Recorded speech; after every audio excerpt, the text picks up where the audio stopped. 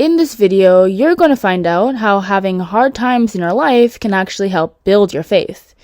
You've heard the saying, what doesn't kill you makes you stronger, right? Well, that's basically what I'm talking about here.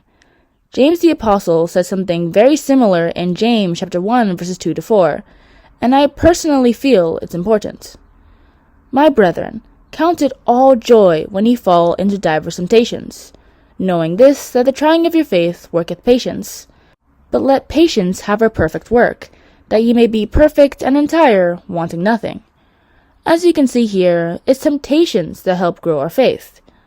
Take the Israelites, for example.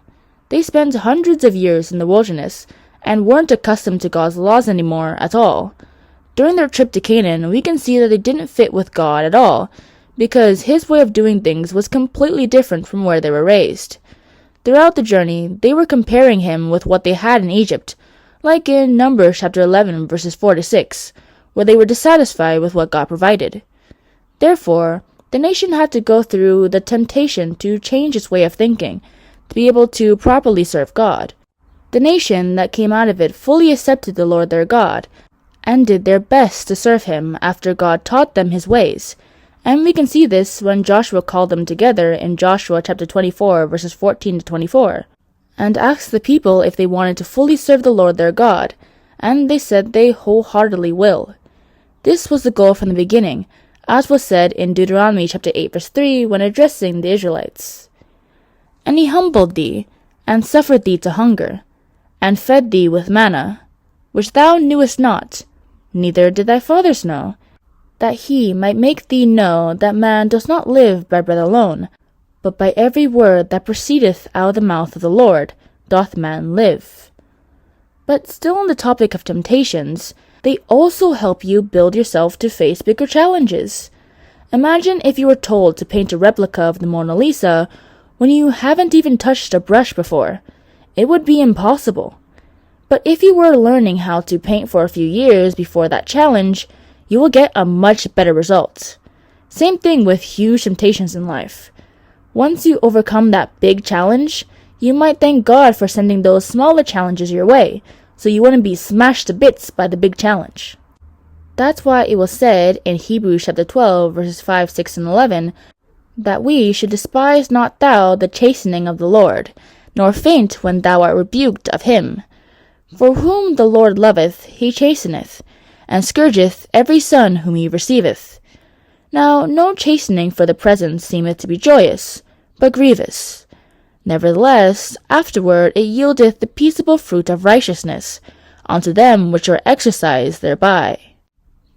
But temptations also show us the weak points in our faith. With the newfound knowledge, we'd then be able to work on those weaknesses and be holy before God. It's exactly what Paul said in Romans chapter 12 verse 1. I beseech you therefore, brethren, by the mercies of God, that you present your bodies a living sacrifice, holy, acceptable unto God, which is your reasonable service.